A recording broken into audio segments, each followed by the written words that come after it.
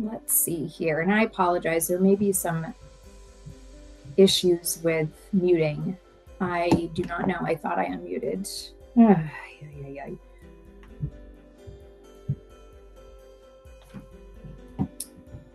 Okay. Anyway, so for the first-time home buyers, yes, you want to get pre-approved. You want to start your search with a realtor to find a home, and then you also want to put out offers, and that would look like pre-approval in hand and working within the numbers that we set. Now, number 4 is an accepted offer. So when you have an accepted offer, that's when you get more in depth with the paperwork and things of that nature.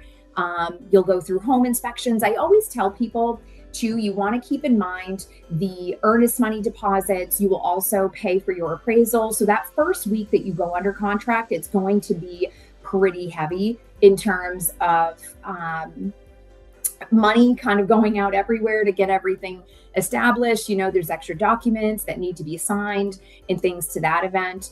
If we've done a great job through the pre-approval process, hopefully you don't have as much work to do as far as your paperwork. But regardless, you would definitely have some things that need to be taken care of in a timely manner before you could get to the closing table. So we can talk a little bit more about that as time progresses, but we'll go into the stuff that keeps people up at night. So the importance of the pre-approval. I cannot stress this enough. And again, if you have been following me long enough, you know I toot this horn all of the time. Need to be pre-approved. That means make sure that your lender has looked at your credit report, make sure that they have looked at your bank statements and examined for things that we'll talk about also in later slides, but also making sure that your income, and if we need to pull in, you know, tax returns and everything to make sure everything's airtight, because there's nothing worse than finding the home that you want, putting out the offer, getting it accepted, and then finding out that you just can't do what you thought you could. So really, really important to be sure that you're getting all of your ducks in a row before you go. Here at North Point, which I absolutely love, we have a underwriter certificate. We call it a variety of things, but essentially it is a pre-approval certification that states that we have gone over all of the things. All you need to do as a buyer is figure out what the house is and make sure that it appraises, that condition is good, because we don't know that starting out. And then also that your title paperwork comes in and there's no other things, more property specific, that need to be addressed. So the 5 keys to home ownership. We are going to go over a few slides talking about your job stability, credit history, credit scores, what makes up your credit score, as well as money that you can use towards your down payment, income, what that looks like, and then talking a little bit more. I titled it property condition, but that's where you're going to have the appraisal that I aforementioned, building inspections and things to that nature. So we will go over all of that. And certainly if you're having questions, feel free to pipe in and leave a comment, and I'd be happy to answer as we go. Or again, if you want to wait for the Q&A, you can certainly do that as well. So one of the first things that we are going to look at as lenders when we are looking to pre-approve you is your job stability. Okay. There's a misconception out there that you have to have a full 2 years of working at the same job. That's not necessarily true. We're looking for a consistency in 24 months. And if it's in a similar line of work and not huge gaps in between jobs or a significant amount of job turnover, typically there's a way through it. Another interesting thing that a lot of folks do not know, but I have literally closed a few of these this year, is folks that have recently been in college and then attained a job post-college that was in line with what they had been studying. So that time in education also can count towards your history. So really, really good. Self-employment income. This comes up a lot. I asterisked it because basically, and I have it in another slide as well, but really, really important to remember that we would be looking at tax returns that are in line with how you're filing your taxes for your business. We are looking at the income that you are essentially paying taxes on. There are add backs and things that we certainly can look at. However, it really just depends on the nature of your business. And again, the expenses, the income, all of that. But you typically need 2 years of self-employment history on your tax returns, 2 full years. So if you don't quite have it, run it by your lender. What's the worst thing that happens is you make a plan. There are other types of loan programs out there. I won't be covering those today. That's definitely for another day. But 2 years, that's what you really, really want to focus on. Now, concerns that come up through the pre-approval process, multiple job changes, income instability, and then multiple employment gaps. So certain loan programs care how often you're changing jobs within the past year. FHA is one of them. When you start to get over about 3 job changes, they're probably going to make you work at least 6 months on the current employer in order to qualify, because again, that stability matters. You're buying a home. It's a very expensive purchase, and they need to make sure that you're going to maintain employment to continue to make those payments after we close. So just something to keep in mind. And then the income instability piece kind of ties into the employment gaps. But another thing that happens is folks might be full-time and then go part-time, or maybe their hours are very up and down. 1 week they're here, 1 week they're there. So it's just something to kind of keep in mind when you're looking at getting pre-approved, is having an honest conversation with your lender as well about the hours that you're working, because I always say, we'll figure it out. There's income trends, there's calendars, the paycheck stubs, they need to match what you're saying, or we have to use what the paychecks say. So just something to keep in mind. Certainly not the funnest part of the process, but something nonetheless that's important to keep in mind when you are looking to purchase a home.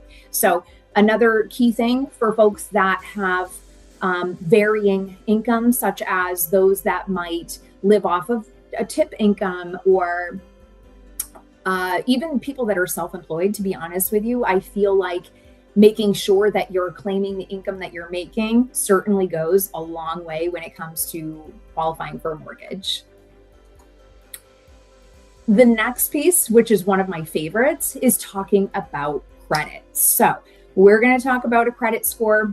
It's essentially that 3-digit number that lenders use, whether it's a mortgage, whether it's a car loan, whether it's a credit card. We're using that to determine your bankruptcy risk. That's truly what it is. A lot of folks don't realize that that's what that number is. So you'll talk to me and say, well, geez, all my credit cards are maxed out, stuff like that. That is indicative of what they would consider to be a bankruptcy factor. So higher your credit card debt, potentially lower your credit score. It's not always the case. There's a sweet algorithm that they'll never tell us 100%. So we do the best we can.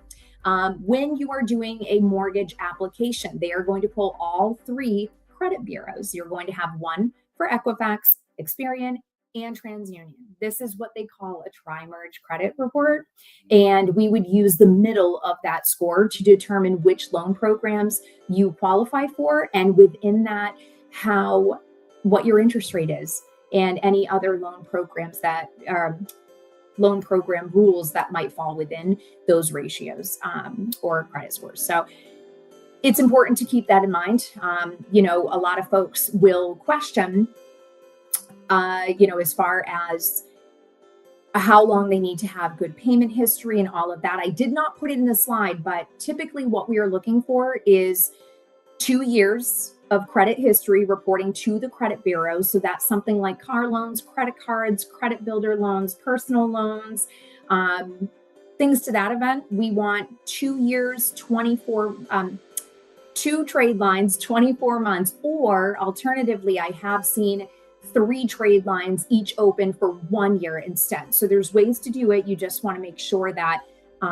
you're covering that, because otherwise you may struggle. They may consider it a light credit report, but there's ways around that. So there are manual underwrites, and some programs will allow you to validate your credit in other ways. So, and I actually put this in here, and it's super important to know. You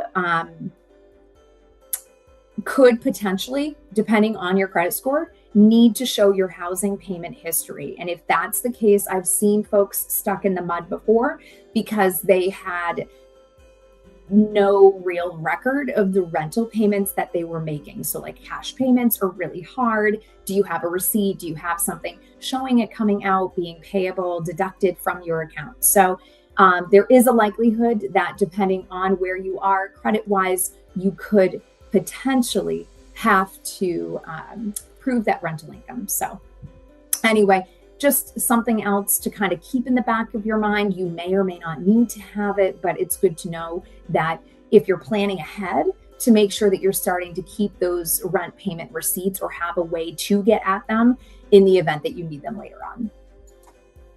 Now, credit score factors. There's not just one thing that makes up your credit. There are a bunch of different things. So I tell people that a good credit score is almost like having a retirement portfolio. You're looking at, or we are looking at, your payment history. That's a huge chunk of it. How much you owe toward those accounts, meaning, is this a brand new auto loan that you borrowed $50,000 and you owe $49,000 on it? That's going to hurt your credit more than a $50,000 auto loan to start, but $15,000 owed on it. Every month that you're making payments, that loan is becoming less new, which brings us to the next one, the new credit inquiries. So credit inquiries can definitely have a little bit of a draw there on your credit. A lot of industry experts would say, I believe 2 credit inquiries or less a year shouldn't really have too much of an impact. I actually live by that myself, to be honest with you. So I try to make sure that if I'm going to be doing something with credit, that I kind of handle it all at once so that I don't have multiple credit pulls. So I take that into consideration when we do consult on the home loans. I certainly don't want to be repulling your credit every 30 days or something to that effect. It's not necessary, and I just don't believe in that practice. Now, different types of credit used. Again, talking like it's a retirement portfolio, the different types of credit is key. You can't have all credit cards. You can't have all car loans. It's really, really important to have a couple of different things, right? Like a credit card and an installment loan, whether it's a car loan or a student loan or something to that effect. So having 2 different types of credit or a couple of different, and then you find when you get a mortgage, that's another type of credit, and that will actually help you as well. And then the last piece is the length of credit history. So sometimes when I pull people's credit, you will see that they have a lot of new stuff, and you'll see sometimes they have really awesomely aged accounts too. Obviously, your aged accounts are going to help your score a lot more than a brand new account. A brand new account can be somewhat dormant, especially if you haven't made many payments to it. It's not really hurting, but it's not really helping. I mean, it could kind of be hurting. I guess we'd have to look at it. It depends on where you are in your credit. Are you brand new to building credit, or are you, fairly established and just happen to get a new car loan, something like that. So definitely a lot to it. Like I said earlier on, there is no secret sauce to making, you can make some really good educated guesses as to what could help or hurt your credit. There's some pretty obvious stuff, late payments. And I can tell you that too, it's really, really important. If you have a history of late payments, derogatories, things landing in the credit collection world, it's not that you can't buy a house, but you really need to get some time and distance and kind of get some stuff cleaned up and start showing that while this was a blip of something that happened, you've made efforts to clean up whatever was going on to ensure that it's not going to happen again, right? Because that's a concern from a stability standpoint for credit. If you have a history of not making your payments, and now all of a sudden, a couple months before you want to buy a house, you're looking to, get all your credit cleaned up. So anyway, just something to look at there. Let's see here. I'm not seeing any questions right now, but I'll move on to our next topic. Next one is the available assets. We talked about this. This is money that you would use towards your down payment and your closing costs. So typically savings accounts, retirement accounts, gift money from relatives, tax returns. It's a perfect time of year right now to be looking at that. So if you do happen to have tax returns and things of that nature coming down the pike, that's a great time to talk about buying a house and what you need to do and what money you could sort of, put away for that. And then also, there are some down payment programs that are available to help with the down payment and or closing costs, depending on which state you're in. They have state bond programs. So this would be your New Hampshire housing, your Maine state housing. And then there's also 100% programs, 100% financing programs, and that's with rural development as well as VA. So those are awesome programs. Definitely have their own nuances within underwriting, but they are some of my favorite programs. I think they do a really great job, and they definitely help folks that are looking to make their first move and maybe they just don't have all of the funds. So good programs. But if you have questions about money, that you want to use for down payment, make sure you're talking to your lender. I have had folks over the years that, want to sell assets such as like baseball cards or jewelry. I've had that, not that those things can't happen, but there's special ways to document it. So I always say err on the side of caution. Let's make sure that we have you, number one, pre-approved, and that your lender knows what you're looking to sell so that they can advise on what sort of documents you would need so that it's acceptable for your loan program. I always tell people, look at it as though you need to create the paper trail of where it came from to where it is to where it's going. So just keep that in mind. Your lender can definitely help advise you on that part. Income. So this one we get a lot of questions on as well. So when we're doing your loan application, it is so important that your loan officer knows what type of pay you're receiving. So they should. I know typically one of the first things that I ask when we start getting into the employment and income section is, how do you get paid? Are you on the books? Are you 1099? Are you guaranteed so many hours a week? What is the pay? Is it salary? Does it change? Is it seasonal? Is it, like even for teachers, like, do you take the summer off unpaid? Is the income that we're seeing spread out over 12 months, or is it just through the school year and you do something different in the summer? So, there's just all these different questions that we have to ask to make sure that as we start to validate things, it's in line with what we discussed initially. Overtime and bonuses can typically be used as well. We do need to see about 2 years worth of history of getting the bonus, getting the overtime to use it. So just keep that in mind as well. I see it quite often if folks apply online by themselves that they'll automatically add in overtime or bonuses, and they may have only been with the company for a month or two. So that definitely presents some challenges, or a conversation of, we can't really use this right now in most scenarios. Self-employment, we kind of talked about it already. That 2 years of tax returns is kind of the general line in the sand. Again, there's other programs that can be used. Typically, it's not for your first-time home buyer. It could be, but you need to have a down payment if you're looking to use alternative financing. So I'm not going to cover that with this because I feel like I've really sort of designed this to be for that person that is looking for the first-time home buyer that may not have a lot of down payment. So the other piece, people ask, can you use a second job or part-time? You're going to see a theme here. 2 years of history. So if you work full-time and then say you wait tables a couple of nights a week, we can use both incomes, but you have to have 2 years consistently working more than one job. Okay, so that is super critical with that. And it's the same thing with part-time income. Just because you work part-time doesn't mean that you do not qualify for a mortgage, but it means that we need to have 2 years history so that we can do an average of the income that you're earning. And of course, it goes without saying, retirement income, Social Security, fixed income, pensions, things like that can absolutely be used to qualify you for a mortgage.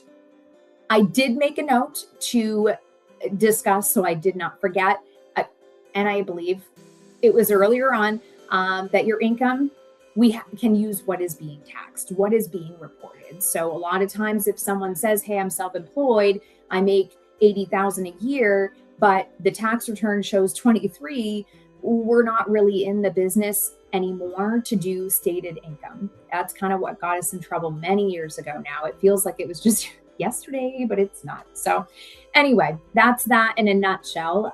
We'll move on, but if you do have questions, please make sure you are putting them in the comment section.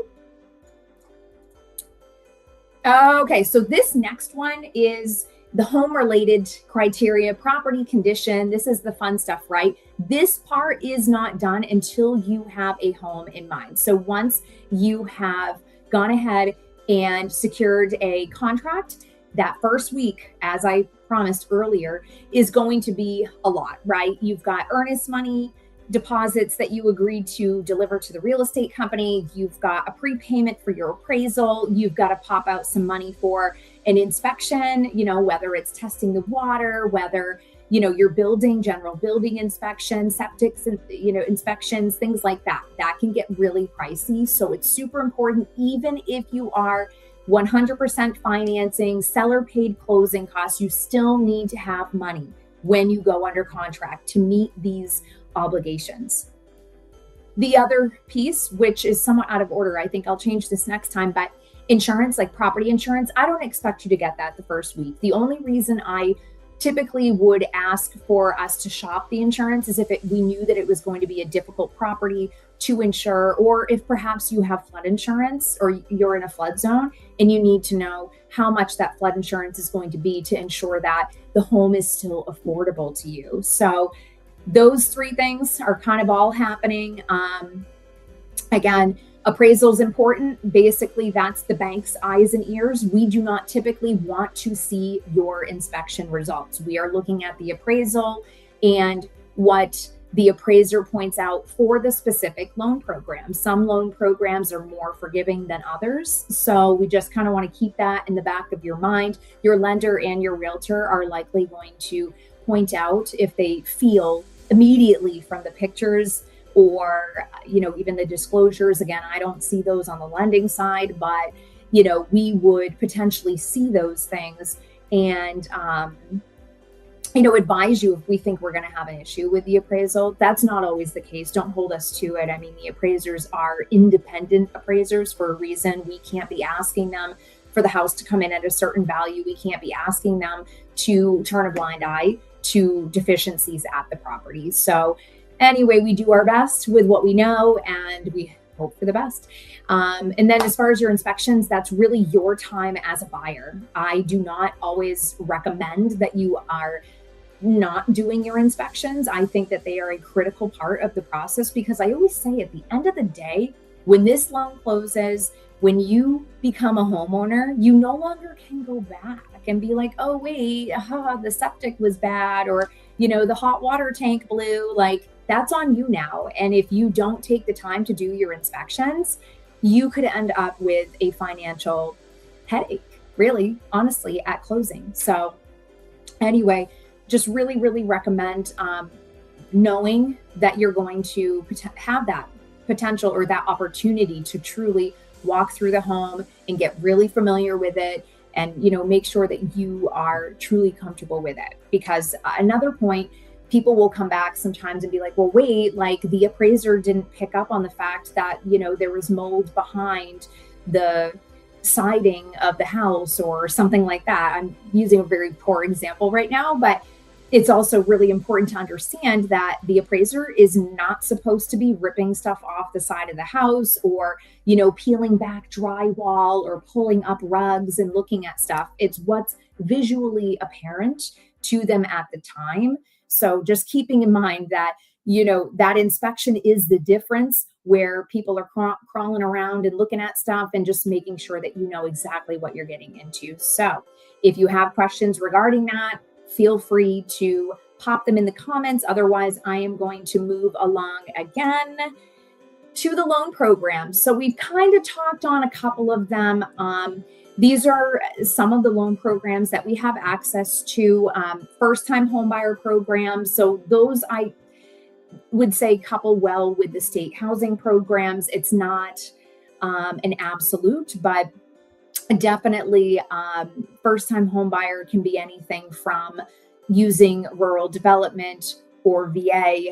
Those actually can be used multiple times. So I guess that wouldn't even really qualify, but a lot of times folks will lean toward those programs. They'll look at the state programs, FHA, conventional loans, which start as low as 3%.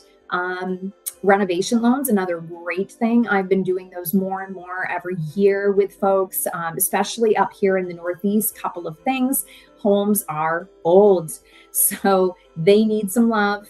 And the other piece is too, is that if you are on a tight budget, sometimes looking at a home that needs a little bit of love, not your, fully renovated brand new house, it can open up opportunities for you to work within a budget. So another great tool, the renovation loans can be paired with any of the loan programs. So whether you're a veteran and you need a home that, or want a home that needs a little bit of help, FHA is a big one, the 203K. I'm sure everybody's heard that. And then conventional also has them. So just some things to think about. And then if you are maybe not a first-time home buyer, or maybe you are, we do have jumbo loans available. And then some of that unique stuff that we talked about as far as self-employed borrowers with the limited history, seasonal properties, which again, if you're first-time home buyer, seasonal is probably not going to fit into the box, but anyway, it can happen. So there's various programs.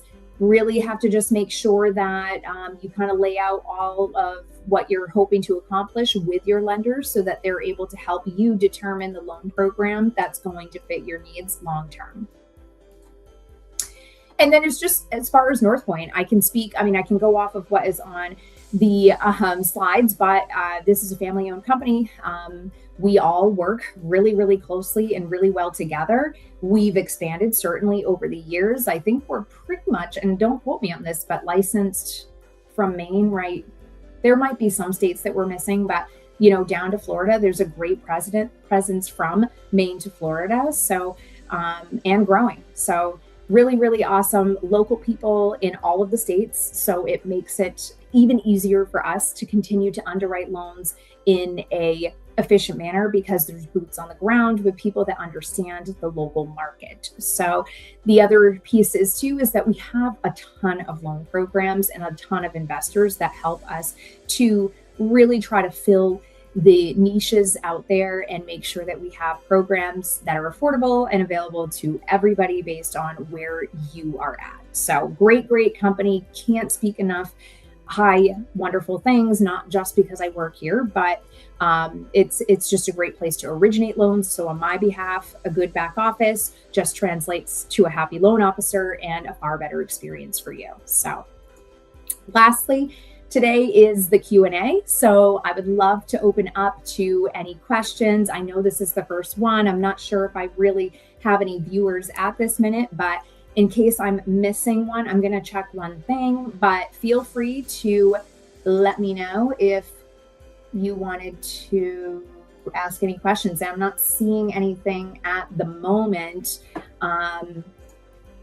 But yes, so the last piece to conclude this, I do ask that if you are on and for some reason my live counts are not accurate, feel free to screenshot this page here, take a picture of it. You're welcome to follow the QR code. What I'm going to ask, if you made it this far, please email me your name and your contact information. It's not for me to hound you, but that way I can keep record in the event that you do decide that you'd like to get pre-approved, and I can make sure that I apply that lender credit for sitting with me today. I really do thank you if you've made it this far. For joining in, and certainly welcome any questions. If you didn't feel like this was the right place to ask those questions, again, email, call. The Linktree is something that I've been kind of leaning toward. There's a bunch of stuff on there too. I know we didn't touch on it, and now that I'm thinking of it, I should add it. There is a budget worksheet, which is absolutely phenomenal. It's something that I actually created, probably over 10 years ago. I used to sit with people, and I still do, going over budget. Lifestyle factors are huge as well. I don't believe in living off of rice and beans once you buy your house. So I do recommend taking a few minutes, go on the Linktree, see what we've got. We've got some great things about what appraisers might look for. And again, that interactive budget worksheet, which has helped many people over the years. It also has a neat feature that will tell you, once you plug everything in, roughly what you would potentially qualify for a house. It definitely does not, replace your lender by any means, but it's just a good idea, I believe, to really get in touch with your finances, know how much you're paying for things on a month-to-month basis, and then, seeing what that payment feels like. So anyway, that is all I have for you guys tonight. I thank you for tuning in. Certainly, if you're having questions after watching this, feel free to Linktree, email, text, all the things. And again, email me if you did attend so that I can get you on the list for a future lender credit when you buy your first home this year. Take care, guys.